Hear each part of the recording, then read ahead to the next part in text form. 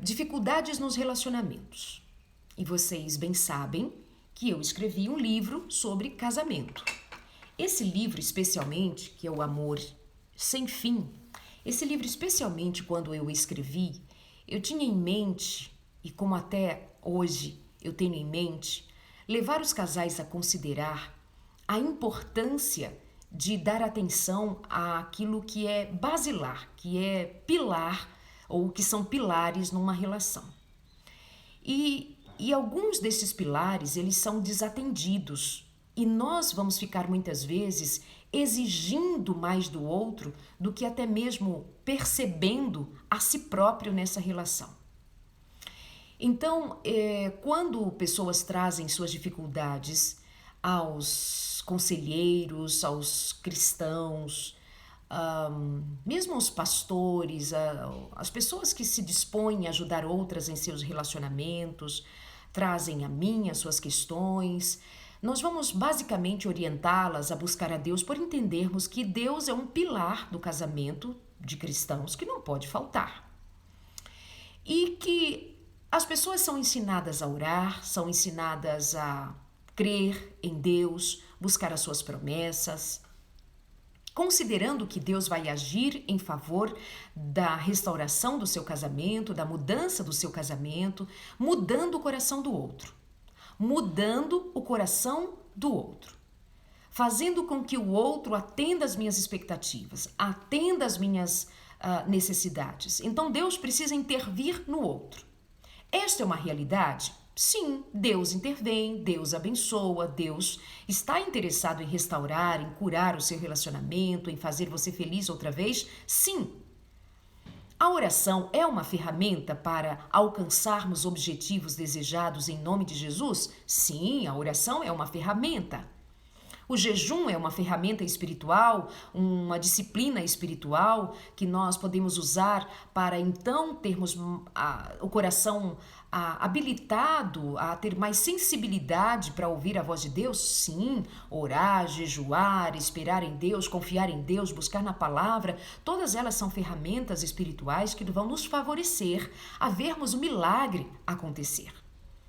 Para restaurar o seu casamento, para restaurar a sua família, para resgatar a sua relação, faz tudo parte do processo. São ferramentas que são fundamentais para que nós tenhamos uma experiência real com Deus que se manifesta respondendo às nossas orações e nos trazendo luz a respeito daquilo que nós temos como dificuldades agora para serem resolvidas. Mas há algo que me faz pensar que muitos se perdem nessa história. Primeiro, por desconsiderar que Deus, ele permitiu, por seu amor, a que cada um de nós dessemos conta de dizer sim ou não aos seus apelos. Somos nós quem temos condição ou a chave. Agora me reportando ao que está lá em Apocalipse, quando o Senhor fala à igreja de Laodiceia, no capítulo 3, ele vai dizer que eis que estou à porta e bato. Se alguém ouvir a minha voz, eu entrarei e abrir a porta, eu entrarei e cearei com ele e ele comigo. Ou seja, quem é que abre a porta? É o indivíduo. Então é importante lembrar que ao orar, ao jejuar, ao pedir a Deus que o Espírito Santo se mova para mudar o outro, para transformar o outro, para beneficiar a sua relação com a mudança do outro, é preciso que você considere que quem tem a chave para abrir o coração à influência do Espírito, ao toque do Espírito, ao desejo do Espírito de agir, é, por fim, do indivíduo. E que o Espírito de Deus vai se mover, vai trabalhar para convencer, para atuar de modo em que o outro perceba o seu lugar nesse conflito. Claro, está tudo certo, bendito seja o nome de Deus, pelo agir do Espírito Santo, no convencimento do pecado, do juízo e do mal na experiência humana. Ai de nós, se não fosse o Espírito Santo nos convencendo. Mas tem algo também que nós precisamos levar em consideração, porque ela tem sido responsável pela frustração de muitas pessoas. Ainda ligado a isto que eu falei anteriormente, há muitas pessoas em sofrimento porque elas não consideram que o outro tem que querer, o outro tem que desejar, o outro tem que atender, o outro tem que ouvir o Espírito, o outro tem que se movimentar nisso, para que flua de maneira maior, mais significativa. Bom, mas quem está orando? Quem está desejando? Quem está querendo? Quem está se manifestando em direção a Deus para receber do Senhor o milagre? É você. É você que está buscando a Deus, é você que está desejando, é você que está percebendo o risco que essa relação está correndo, então você tem buscado muito, não tem?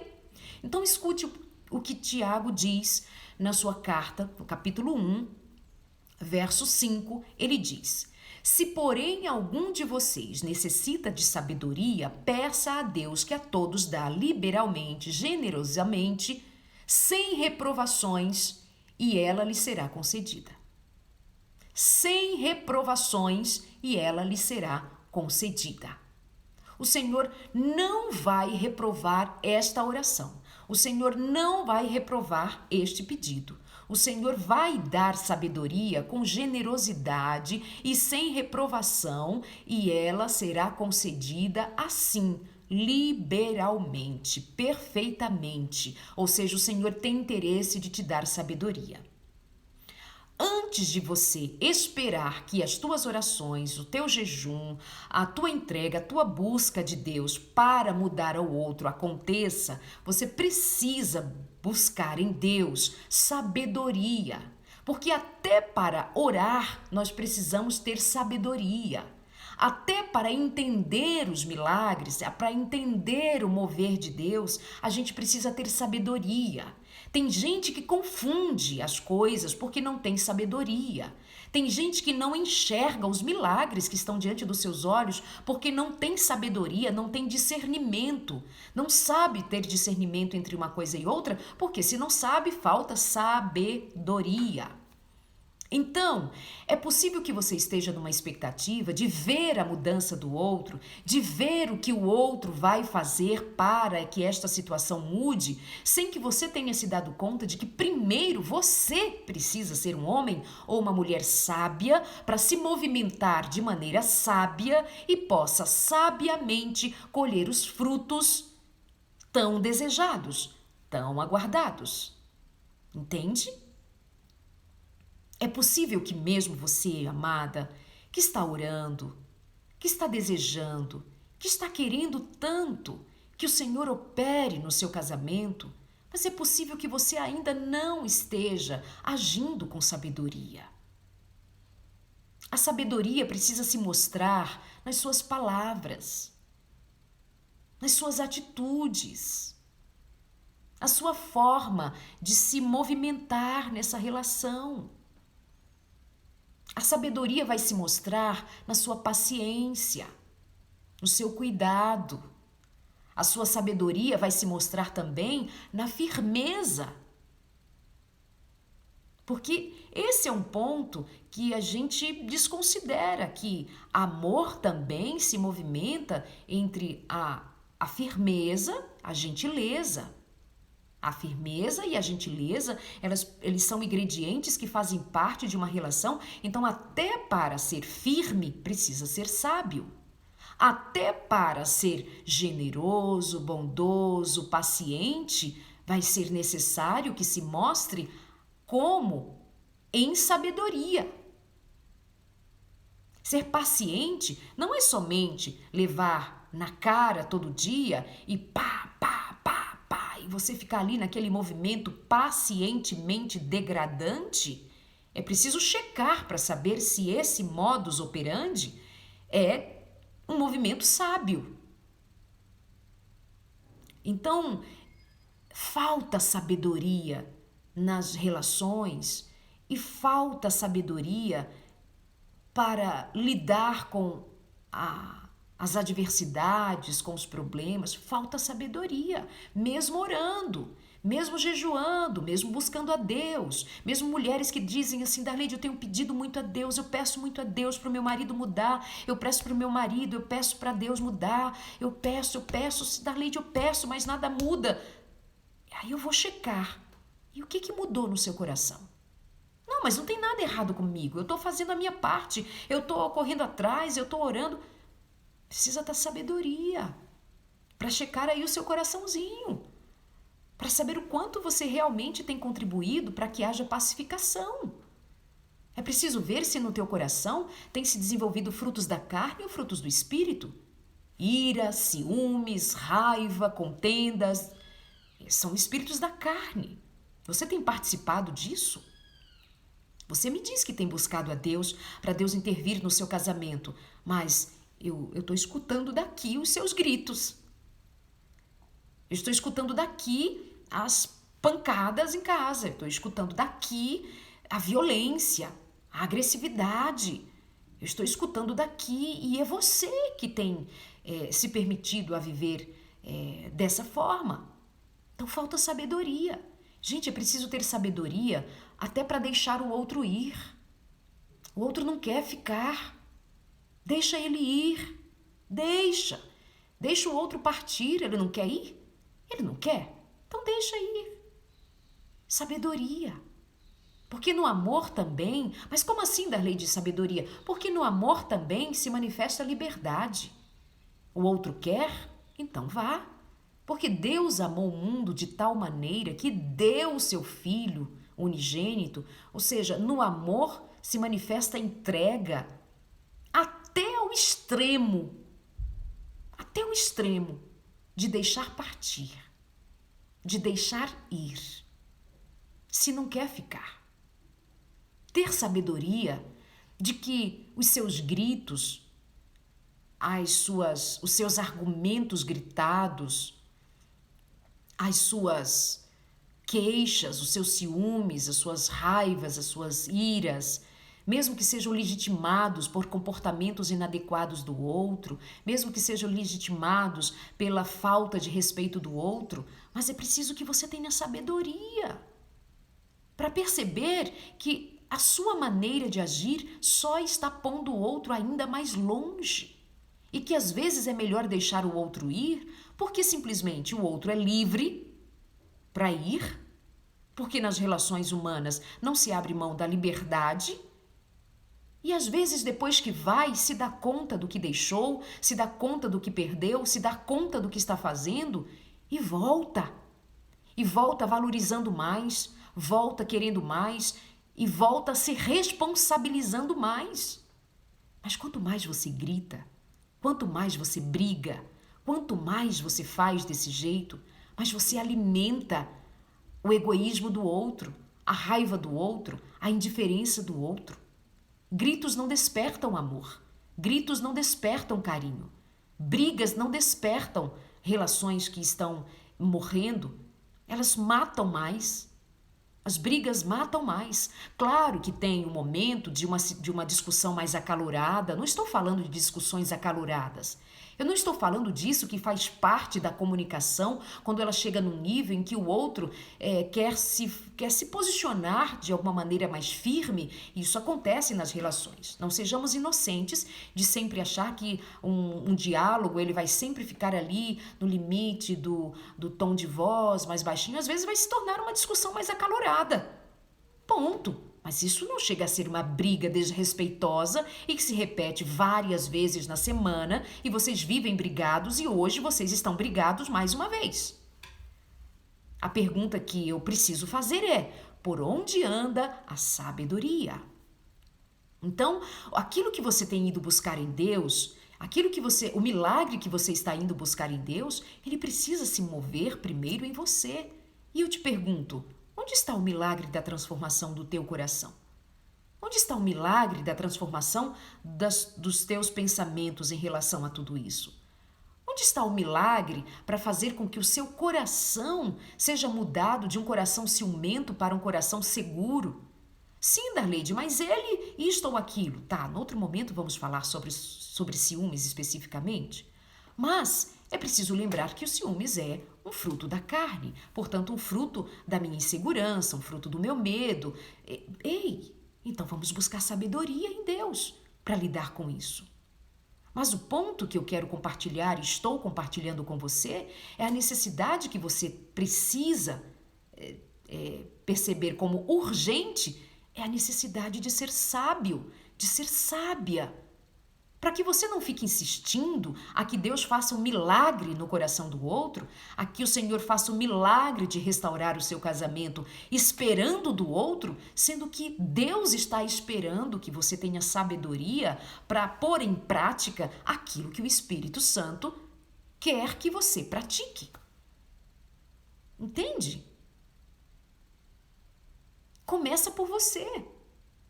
Olha, o mesmo apóstolo, o mesmo Tiago, vai dizer no mesmo capítulo 1, agora no verso 12, ele diz: bem-aventurado é aquele que suporta com perseverança a provação.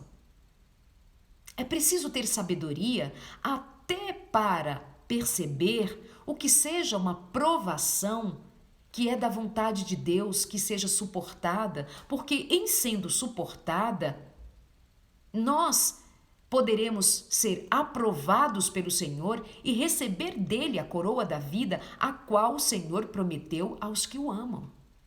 Gente, é preciso ter sabedoria até para discernir quando eu devo enfrentar uma prova e resistir com resiliência, com capacidade para perseverantemente eu enfrentar esta prova e quando não. Tem provas que não fazem o menor sentido. Há provas que somos nós quem estamos carregando sobre os nossos ombros sem o discernimento de que seja esta prova uma prova válida ou uma prova que está simplesmente roubando o meu tempo, roubando as minhas energias, roubando a minha vida. É aquela briga infindada com uma sogra, com um primo, com uma prima, com uma história aqui e acolá, roubando de você as energias quando você deveria estar focado e com sabedoria, focado na solução e não no problema. O que eu faço com esse problemão aqui? O problema não é minha sogra, o problema não é o primo, o problema não é a prima, o problema não é meu marido viver no celular, no WhatsApp, conversando com outras mulheres, como muitas me trazem essa situação. O problema não é nem meu marido na pornografia agora, o grande problema agora é saber como eu vou fazer, o que eu vou fazer. Eu estou mesmo buscando solução para o problema, então deixa eu ver aqui, como é que eu faço? Então eu vou buscar em Deus sabedoria. E o texto vai dizer que esta provação, ela pode me ser motivo de eu ser considerada bem-aventurada, enfrentando esta provação em Deus, ou seja, com sabedoria. Eu me movimento nesta história com sabedoria para que eu seja aprovada e o Senhor me condecore com a coroa da vida, a qual ele dará a todos, ele prometeu a todos que o amam. É Tiago quem está dizendo. Mas isso vem ali no corpo de um texto em que vai nos fazendo pensar sobre a vida prática e tem lá no comecinho de tudo ele falando sobre em meio às provações. Em meio às provações, nós precisamos buscar sabedoria. Consulta a carta de Tiago, capítulo 1. Ele está falando desde o comecinho. No verso 2, ele já está falando sobre provações. Ele diz: meus irmãos, tenham por motivo de grande alegria o fato de passarem por várias provações, sabendo que a provação da fé que vocês têm produz perseverança. Ora, a perseverança deve ter ação completa para que vocês sejam perfeitos e íntegros, sem que lhes falte nada. Aí ele, na sequência, ele vem falar. E se falta sabedoria a vocês, se ele entra agora com o aspecto da sabedoria, quando ele está falando anteriormente e vai falar posteriormente sobre perseverança, portanto a sabedoria vai aparecer ali no corpo do texto como quem está nitidamente deixando aqui, claro, transparente para nós entendermos que para nos movimentarmos em meio às provações, E olha que Tiago não deveria estar falando de uma provaçãozinha não, hein? Olha que os discípulos viveram provações tremendas, o próprio Tiago foi alvo de prova tremenda, pondo em xeque a própria vida. Não está falando de uma briguinha, uma coisinha aqui. Não, ele está falando de coisa séria. Então, o seu relacionamento está passando por algo grave, sério, é a provação que você tem enfrentado na sua vida com relação ao seu casamento, ou pode ser aplicado a uma outra relação, sei lá, de parentes, de pai, de mãe, etc. Provação, é isso? Você está passando por uma baita de uma provação? Precisa ter sabedoria para aprender a lidar com esta provação, se com paciência, com perseverança. Mas essa sabedoria, ela também vai te dar condição de saber o que realmente é seu e o que é do outro, o que é da sua responsabilidade, o que é da responsabilidade do outro. Vai dar a sabedoria de você checar se você tem feito como deva ser feito, se você tem sido conduzido ou conduzida pelo Espírito de Deus e não pelo espírito da carne. Se a sua atitude tem sido a atitude correta, se a sua maneira de falar tem sido a maneira certa, se a sua maneira de esperar do outro tem sido conveniente, se as suas expectativas com relação ao outro estão muito altas e precisa baixar um pouquinho para que você não espere do humano mais do que ele pode dar. Sabedoria. Sabedoria para se posicionar, para dizer não. Não admito mais, não aceito mais, não quero mais que se dê desta maneira. Na hora certa, se posicionar, ser firme, sem ser violento, agressivo. Você entende? Então tem muitas minúcias de um relacionamento e em conflito principalmente, que nós vamos precisar de sabedoria. Então esse é o primeiro tema de hoje que vai respaldar todas as nossas próximas conversas com relação a relacionamentos.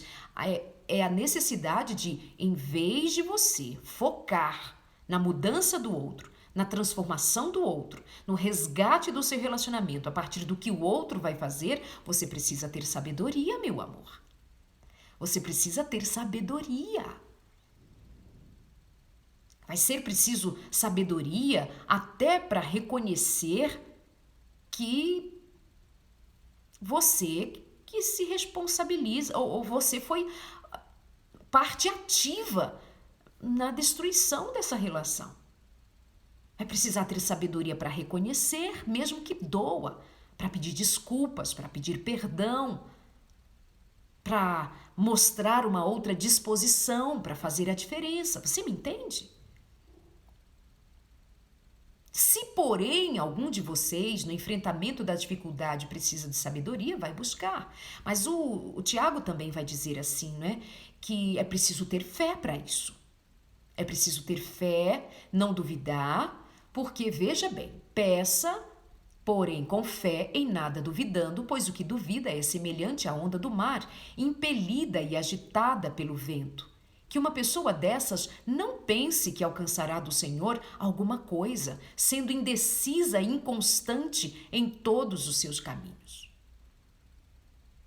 Não pode ser inconstante, indeciso, indecisa. A gente precisa saber o que quer, ver que até para orar a gente precisa ter sabedoria. Sabedoria em orar é assim: eu vou me apropriar das promessas do Senhor, e não vou me desviar nem para a direita e nem para a esquerda. Vou confiar que o Senhor há de me responder. Ele me dará sabedoria, porque Ele promete que me dará sabedoria. Então, em Deus, eu hei de encontrar a melhor maneira de resolver esta questão em nome de Jesus. Mas o que significa muitas vezes nossa oração? Eu fico insistindo: Senhor, casamento, meu marido, ora, para que Deus faça. Mas você não faz o que lhe corresponde fazer quando o Espírito Santo está no coração de alguém e o leva a fazer as obras do Espírito. Você já precisa ser a resposta às suas próprias orações. Em muitas situações, nós é que seremos a resposta das orações que nós mesmos fazemos. Isso é muito significativo. Nós muitas vezes, vou repetir, seremos nós mesmos resposta das orações que nós mesmos fazemos. Veja, tem alguém passando fome. Eu vou orar para que Deus providencie o pão para ela se eu tenho pão. Eu vou orar para que Deus dê pão para ela? Sou eu quem preciso responder à minha própria oração e me mover para levar pão para ela. Eu preciso então ter sabedoria de saber, para entender, se nesta relação aí que está conturbada e a oração que eu tenho feito, eu preciso entender se esta oração já não está em mim mesma a resposta dela. Se eu estou pedindo a Deus para que restaure o meu casamento, eu preciso enxergar na minha vida que a resposta a esta oração está em mim quando o meu coração já está regenerado em Cristo, regenerado no Senhor, regenerado pela presença de Deus, regenerado pela graça divina, a ação divina do Espírito Santo. E essa é uma das questões que eu trato aqui num dos capítulos do meu livro Um Amor Sem Fim, justamente quando se trata de fazer fluir a ação de Deus por meio do Espírito de Deus agindo no coração de quem deseja ver o milagre acontecer. E eu estou folheando aqui, eu havia marcado, mas acho que desmarquei, quando nós precisamos dar atenção à palavra do Pedro, do apóstolo Pedro. Olha aqui o que está escrito.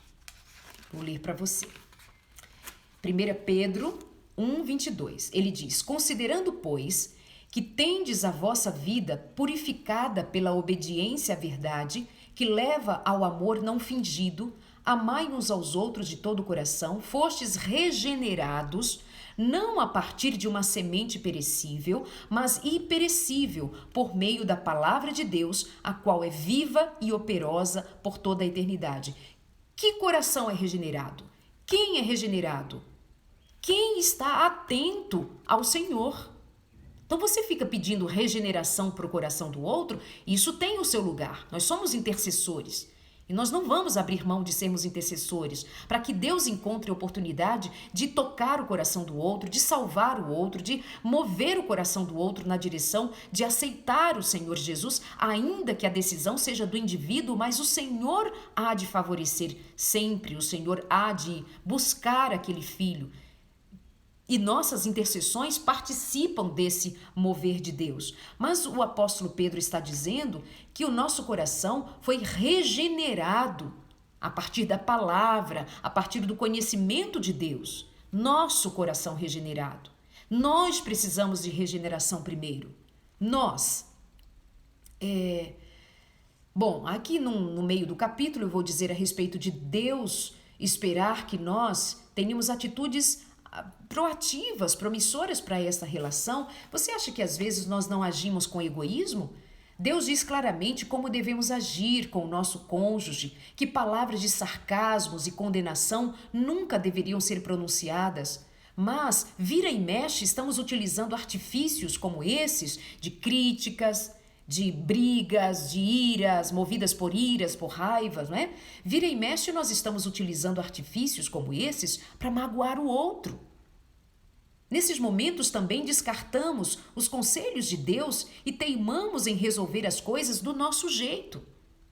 Põe o joelho para orar, depois se levanta e faz do seu jeito. Não dá, tem que ser do jeito de Deus. E o jeito de Deus é primeiro mudando o seu coração. Enquanto a consequência é um relacionamento desmantelado, cheio de mágoas, e eu lhe pergunto, você achou que seria diferente? É isso mesmo? Você achou que seria diferente? Regenerar significa construir novamente, desenvolver ou realizar algo outra vez, corrigir, reaver, conceder uma vida nova, restaurar, organizar novamente, fazer a reconstituição de algo. É isso que o Espírito Santo quer fazer: reconstituir, reconstruir, realizar algo novo, antes no seu coração, em sua vida. Ocorre um processo de correção, restauração, desenvolvimento e organização quando a palavra de Deus nos atinge. Nossa mente, nossos pensamentos, nossos comportamentos são moldados pela natureza divina que é enxertada em nós. Essa reforma é contínua e rasga nossos velhos conceitos, nossas velhas ideias sobre todas as coisas, muda a matriz mental, muda a forma como percebemos a vida e a própria história. Eu pus nesse livro, inclusive, várias histórias de casamentos restaurados, várias histórias de pessoas que se dispuseram a fazer diferente, deixando Deus agir. Tem histórias aqui de casais separados, cada um morando num canto desse Brasil, já separados, divorciados. Mas quando o Espírito Santo mudou o coração de um, foi tudo diferente. E o outro, mesmo longe, foi impactado pela mudança de um. Isso é extraordinário. Então, a mudança não é no coração do outro primeiro é na sua vida, no seu coração, na sua mente, na sua forma de ser. Aqui conta a história de uma mulher que vivia deprimida, infeliz, rastejando, mendigando que o outro ainda voltasse para ela, que o outro ainda a quisesse, que o outro se importasse com ela e as suas filhas. Uma vida deplorável. Precisa ter sabedoria para não deixar a sua vida chegar numa condição miserável, de ficar implorando do outro que ele não quer dar, o que ele não tem para dar. Precisa ter sabedoria até para sofrer. Até para sofrer você precisa ter sabedoria.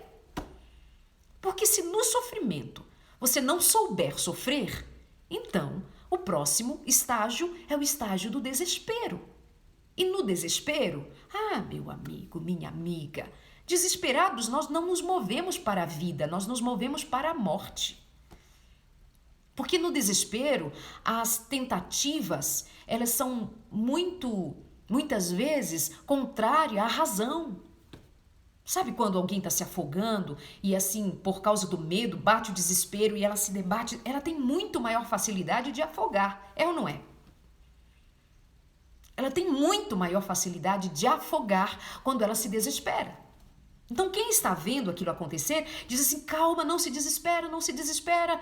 Eu sei como é que vai ter calma num momento como aqueles, mas sabe-se que se desesperando vai ser pior. Então até para sofrer, precisa ter sabedoria. Então é isto. Se, porém, algum de vocês necessita de sabedoria, peça a Deus. Sabedoria para encontrar uma maneira de como é que você vai lidar com esse marido. Como é que você vai lidar com essa mulher?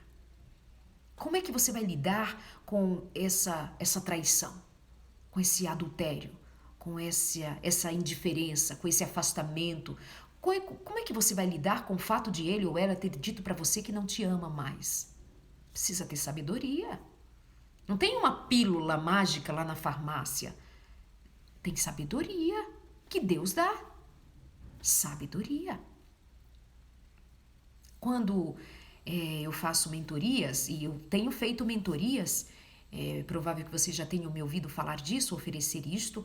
Eu tenho alguns encontros individuais, você pode marcar isso comigo. E quando eu vou ali identificar a situação, eu vou identificar muitas vezes a necessidade de o outro se dar conta de uma coisa muito simples que ele não tem percebido, que vai fazer toda a diferença para que as coisas sejam diferentes. Mesmo, de fato. Então precisa ter sabedoria. Sejam sábios e sábias. Precisa ter sabedoria para orar, para saber o que pedir a Deus. É preciso ter sabedoria para ouvir a voz de Deus. É preciso ter sabedoria para discernir quando uma situação vale a pena, quando uma situação não vale a pena.